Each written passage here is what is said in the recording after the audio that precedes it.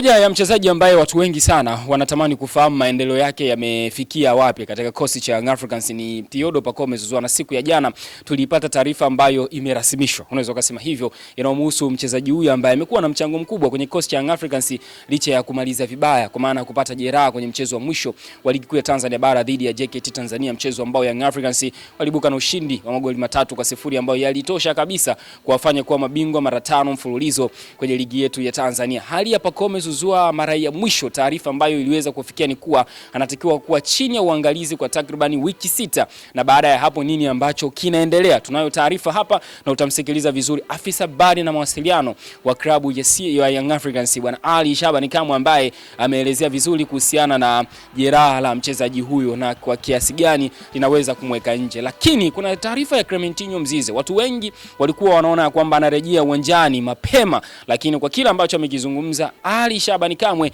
inawezekana tukapata taarifa nyingi, tukazungumza mambo mengine tena hapa. Lakini kuna Abubakar Komeni, bila kumsahau Dickson Job, ni mmoja wa wachezaji ambao katika kikosi cha Young Africans wamekuwa kwenye majeraha kwa muda wa zaidi ya miezi miwili. Naitwa Florence Renato, siko na ndugu yangu Hassan Saddam. Leo tupo nje ya studio za Data Sports kwa ajili tu ya kunogesha kile ambacho tumekiandaa. Kubwa zaidi bwana, na kukumbusha kuhusiana na Bati Quality. Hawa ni mabingwa wa kutengeneza mabati bora na ya kisasa kabisa. Yapo ambayo ni ya migongo mipana, yapo ambayo ni ya migongo midogo, yapo ambayo yana mfano wa material yale ya vigae, yapo ambayo yana mfano wa material ya chenga. Yani hapo kila aina mabati ambayo unahitaji kuweza kuliweka katika nyumba yako au boma lako ambalo umeweza kulijenga. Bati Quality wanakuhakikishia vitu baadhi kutoka kwao. Mojawapo ni misumari baada ya kununua bati lao, lakini kingine ni usafirishaji baada ya kununua bati kutoka kwao. Na kukumbusha tena kwamba uzuri wa Bati Quality ni kwamba hata kabla hujanunua bidhaa zao, basi wanakushauri kwanza kuhusiana na bati ambalo linaweza kukaa katika paa la boma ambalo umeweza kulijenga na bati hilo likaweza kudumu kwa muda mrefu. Nikukaribisha ndani ya Data Sports ndugu yangu Hassan Saddam. Uko vizuri? Niko vizuri, nashukuru Mwenyezi Mungu. Mambo yanakwenda vizuri? Mambo yanakwenda vizuri. Jana Mbappe katoka, hiyo ndio inawezekana. Kwa furaha yangu mimi ni Mbappe kutoka. Maana mlikuwa mnaanza kusema anaweza akatuletea challenge siku ya leo. So leo Gote anacheza ambaye amebaki peke yake. Sawa. Bwana, taarifa ya kwanza ambayo inapaswa iwafikie mashabiki wa kikosi cha Young Africans ni kwamba kikosi chao kinarejea uwanjani tarehe 20 mwezi huu, si ndio? Kwa ajili ya kwanza mazoezi, maandalizi ya kuelekea the next season. Na tuwaambie tu ya kwamba Yanga haina mpango wa kutoka nje ya jiji la Dar es Salaam au nchi ya Tanzania. Lakini ni utaratibu wa Young Africans. Okay. So far huu ni msimu nafikiri wa 5, huu ni msimu wa 5 Young Africans, wao hawajatoka. Wamekuwa wakifanya mazoezi yao au kambi yao ile pre-season yao, wengi wanaita hivyo, ya mwezi mmoja, lakini inawezekana ni less ya mwezi, wiki kadhaa, wiki 4. Wao wanaifanyia Vic Town hapa Dar es Salaam. Ni mara chache sana utasikia kama wameenda mbali ni visiwani Zanzibar, wamerejea, ukiachana na wenzao ambao wamezoea kila msimu unawezokota labda msimu wameenda kule ukanda wa Afrika Mashariki, labda Afrika Magharibi, muda mwingi mara ya mwisho walikuwa Misri. Kwa hiyo ina maana sijajijua msimu huu anaenda wapi, lakini msimu huu kavile wanaelekea Rwanda, kwa sababu ukiangalia mashindano yao, wana mashindano ya Kagame Cup ambao wameweka ratiba yao na tayari wanashiriki. Yanga hashiriki, alijiondoa mwanzo. Simba anashiriki. Ndio wanasema wao unaweza kukuta safari hii na wao wasiende nje. Sina imani kama round hii wanazo Simba na wakaenda nje. Sawa. Bwana, tumsikilize afisa habari na mawasiliano wa klabu ya Young Africans Ali Shabani Kamwe, ambaye hapa anaelezea kuhusiana na jeraha la Theodore Pacome Zouzoua. Na baada ya hapo tutakuja kukupe taarifa zingine kuhusiana na Abubakar Komeni, Dickson Job pamoja na Clementino Mzize. Tumsikilize kwanza. Mchezaji Pacome Zouzoua, yeye tunasubiri baada ya kufanywa operation zile wiki 6 ambazo madaktari walizitoa kama sehemu ya uangalizi wa kuangalia jeraha lake. Alafu baada ya hapo sasa ndio wanatubu makadirio kwamba huyu anaweza kuwa nje ya uwanja kwa muda gani. Lakini ninapozungumza na nyie tayari ameshatoka hospitali, yupo nyumbani kwake na anaandaa safari, anataka kuelekea Paris kwa ajili ya matibabu na uangalizi zaidi. Basi hivyo ndivyo ambavyo ameweza kumuelezea Pierre Bakome Zouzoua kwamba kwa sasa hivi bado yupo chini ya uangalizi wa zile wiki 6 ambazo madaktari waliweza kuzitoa, na baada ya hapo atasafiri kuelekea nchini Ufaransa ambayo siku ya jana imeweza kuondolewa katika michuano ya World Cup Pedro Porro, bila kumsahau na Mikel Oyarzabal, lakini huko ndiko ambako ataenda kufanyiwa matibabu, na baada ya hapo itatoka ripoti rasmi ya kwamba mchezaji huyu ataweza kukaa nje kwa muda gani. Kumbuka aliweza kuvunjika enka, si unanielewa vizuri, aliweza kuvunjika enka. Kwa hiyo kuna kitu kimoja alikieleza vizuri, alikamwa akasema anapovunjika mtu ambaye anaishi maisha ya kawaida ni tofauti kidogo na kama mchezaji. Yaani mtu wa maisha ya kawaida anaweza akaanza tu mazoezi taratibu, yaani hahitaji muda mrefu sana kuweza kufanyaje kurecover, na pengine hahitaji matibabu makubwa sana ukikompea na kama mchezaji ambaye tunamexpect kuja kumuona tena akirudi uwanjani. Si unanielewa? Kwa sababu kuna migongano hapo, kuna kukimbizana na nini. Mtu wa kawaida ni ngumu kuona anakimbizana kimbizana. Mfano wake mzuri alikuwa anafafanulia alikama ni kwamba mtu kama mimi labda nimevunjika enka. Nafanya nini? Sasa hizi nimeacha kucheza mpira. Yes, labda zamani nilikuwa nacheza mpira hapo ingekuwa afadhali, lakini kwa sasa nimeacha kucheza mpira. Kwa hiyo hata nikivunjika naweza nikarecover haraka kwa sababu sina mambo mengi. Lakini tunapomzungumzia mchezaji anahitaji kuwa totally fit. Ukisema totally fit kwa sababu kuna vitu vingi atakutana navyo kiwanjani ili aweze kurudi kiwango chake kinahitajika. Kuna muda mpaka mchezaji mwenyewe anakuwa anajiogopa hata kufanya kazi. Kuna muda niliwahi kumuona Clement Mzize mara kwanza ile anarudi kucheza baada ya kuwa ametoka kwenye majeraha yake ya mwanzo, alikuwa anaumia mpaka kugusana na baadhi ya wachezaji. Anaogopa hata ya ukwasi Desemba, kuna muda anaogopa kuweka mguu akiwa anahofia kutokana na majeraha yale ambayo alikuwa nayo ya mwanzo. Kwa hiyo hata Pacome the same anahitaji kupata muda wa kurecover, ndipo watu waweze kumfaidi. Asiporecover vizuri, kwa sababu kumbuka yeye muda mwingi anakutana na watu, machenga yake yale ya maudhi ambayo anafanyia mabeki. Leo hii beki hayuko radhi kupigwa chenga na anamtazama mtu pale, yuko radhi afanye mawili, aidha mpira ubaki mchezaji afanyeje aende. Kwa hiyo mchezaji wa aina hiyo anabidi apate recovery nzuri ambayo inaweza kumsaidia kiasi kwamba hata atakaporejea likitokea kama lilotokea ile la mwanzoni lisije likaleta effect kubwa, kwa sababu unaweza kuchanganya ya mwanzo ukaweka na ya pili likawa ni tatizo jingine. Kwa hiyo kwa Pacome na Young Africans unaweza kuwapongeza kwanza kuchukua hatua, utaratibu wao wanavyopeleka vitu vyao taratibu. Mfano unaweza kumuona yao kwasi unajua ametumia muda mrefu sana kiasi kwamba amekaa muda mrefu nje na amerejea sasa hizi, unaweza kuona watu wameanza kumfaidi, na alikuja taratibu. Kuna wakati alivaa mask fulani watu wakaona juzi ili mask la nini. Kwa hiyo ni utaratibu wa matibabu ambao uko chini ya Young Africans. Unaona kabisa kuna watu wanaenda taratibu. Mfano ukajuza kwa Clement Mzize, hapo ndipo unaweza kuona maswali, ilikuwa kuaje wakaruhusu kwamba hakuwa fiti alafu bado wakampeleka kiwanjani kucheza. Hilo nalo lilikuwa ni swali jingine ambalo unaweza kauliza, lakini kwa sasa nafikiri huenda watakuwa walipata somo, hawezi kurudia tena kwa Pacome ambaye ni kiungo mwingine muhimu ndani ya klabu ya Young Africans. Sawa, umemwelezea vizuri Pierre Bakome Zouzoua, na moja ya kitu ambacho watu pia watakuwa wanajiuliza ni Clementinho Mzize. People expected kumuona kwamba atarudi uwanjani baada ya msimu kuanza, lakini surprising ni kwamba msimu utaanza na utakuta tayari vitu viko hot. Yani ni unaona Januari wa 12 mwishoni wa 12 mwishoni au wa kwanza.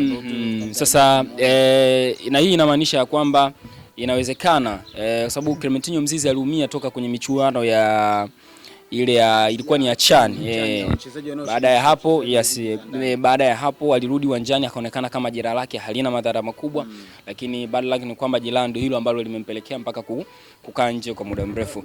Nadhani hiyo ya kumchezesha mchezaji akiwa na majeraha, yani kuonekana kama jeraha lake ni la kawaida, ndio hiyo ambayo imempelekea leo tunamuona Mzize inamlazimu kukaa nje mpaka takriban mwezi wa 11 mwisho. Yani tuzungumze mwanzoni mwa mwezi wa 12 ndio ambayo tutamuona Clementinho Mzize anarejea uwanjani.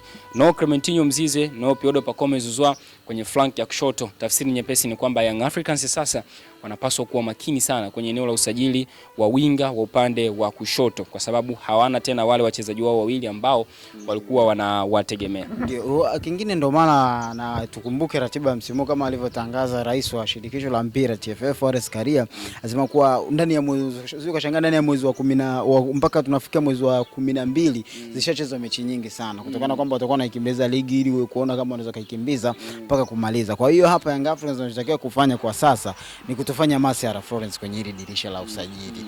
Na kutofanya masiara ndio ambayo tunaweza kuzisikia sajili ambazo zipo, na msimu huu Young Africans wametoa taarifa kwamba sasa wanashtukiza tu ni kwamba umekaa kidogo fulani huyu hapa. Hamna tena kujiandaa saa 6 kamili tunakutambulishia mtu fulani. Kwa hiyo Young Africans kwenye hili dirisha, ndio maana nikasema miongoni mwa madirisha ambayo Young Africans wanabidi wawe busy kuliko kitu chochote ni dirisha hili la usajili, kwa sababu ukiachana na hata asingelikuwepo Pacome, licha kwamba Pacome asingelikuwepo, licha labda Clement Mzize asingelikuwepo, Young Africans kwenye hili dirisha walitakiwa wawe busy kutokana na kile ambacho kinazungumzwa msimu uliopita. Tukisema kwenye msimu wa 25 26 Young Africans wamefanya usajili, ni wachezaji pekee wawili ambao wameumaliza msimu kwenye dirisha kubwa, ambaye ni Lassine Kouma na Mohamed Zimbo Junior. Ni wachezaji wawili pekee ambao walisajiliwa kwenye dirisha kubwa. Na hapa tunazungumzia mchezaji ambaye amecheza ni Mohamed Hussein, sio hata Lassine Kouma. Sio Lassine Kouma. Kwa hiyo ina maana ndani ya dirisha hili ambalo Young Africans mara ya mwisho tulimsikia afisa habari akisema kwamba dirisha hili hakusajili Engineer Hersi.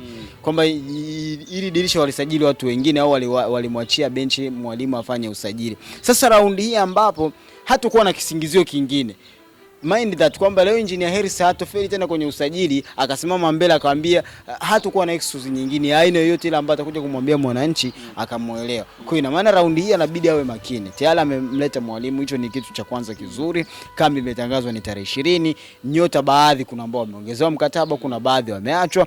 Tayari unajua na mapungufu sehemu fulani, na mapungufu eneo la katikati linajulikana Young Africans kwamba wangekuwa na ingia toka Damaro Kamara, bado hawajampata mtu sahihi ukiachana Juka Boy ambaye yuko pale na wengine. Kwa ina maana unajua ile eneo tunabidi tupate mtu. Eneo la pembeni tumekuwa tukilia msimu mzima, unauliza mara alikuja, kuna watu Celestine huko walikuja kufanya vizuri.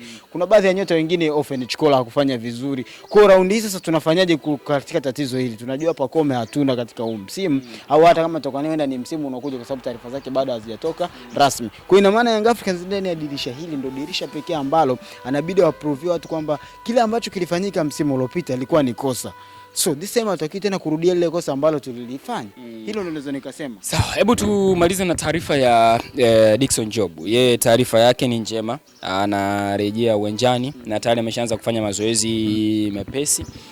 Baada ya Dickson Job, goalkeeper pia Bakari Komen naye pia atarejea uwanjani mwanzoni mwa msimu, tayari ameshapona jeraha lake.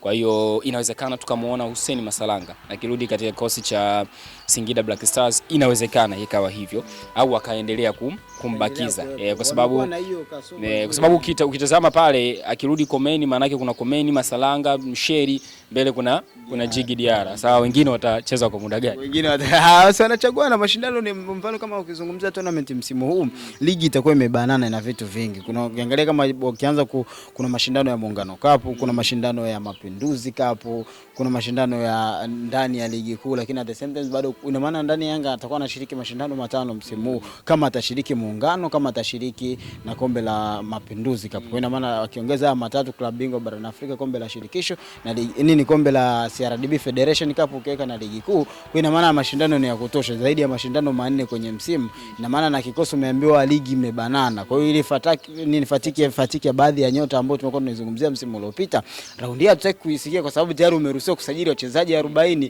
Kwa hiyo miongoni mwa wasajili wachezaji 40, kwa sababu leo ukisema umrudishe Masalanga, labda kama Singida wana uhitaji nao, kama wanamhitaji kwamba arudi sawa, lakini kama ukimwona Masalanga kwa sababu hakudai visa wala hakudai, kuna vitu hakudai vingi sana, ni mzao. Kwa hiyo unaweza kaendelea kuwa naye kwenye kikosi. Lakini kurejea kwa Dickson Job ni eneo unaweza kusema ni mtu muhimu zaidi ambaye alikuwa anahitajika kutokana kapteni alikuwa Bakari Mwamnyeto. Siwezi kudogodesha ukubwa wake, lakini na uheshimu na kiwango chake, kwa sababu ndani ya miaka 6 na unaipigania nembo ya Young Africans, sio kitu cha mchezo. Lakini amekuwa na makosa ambayo kila mwanadamu tunaamini, hata mimi, wewe, kameramani anafanya makosa. Kwa hiyo naye amekuwa na makosa ambayo anakuwa akiyafanya mara kwa mara. Kwa hiyo baadhi unahitaji mtu mwingine ambaye anaweza kusaidia au kurekebisha yale makosa. Na maana kama leo atafanya makosa, kesho tena akafanya makosa, tukaendelea kuyavumilia, hilo alijakaa na anakuwa haliko vizuri. Kwa hiyo kurejea kwa Dickson Job itakuwa ni nafasi nyingine kwa Young Africans kuendelea kumpa mwalimu machaguo sasa kuamua, na mabeki wake 3,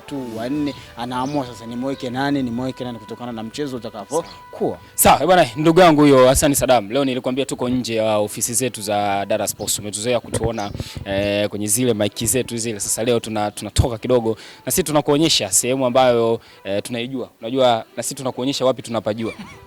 Unaelewa? Sawa, mimi naitwa Florence Renatus, asante sana. Nyuma ya kamera alikuwepo mzee wa Macheju anaitwa Alpha, ndiye ambaye amesimamia vizuri kamera na tumuonekana vizuri hivi na ngavu. Wakati mwingine tutakutana kwa ajili ya taarifa nyingine nzuri zaidi za kimichezo. Bye bye.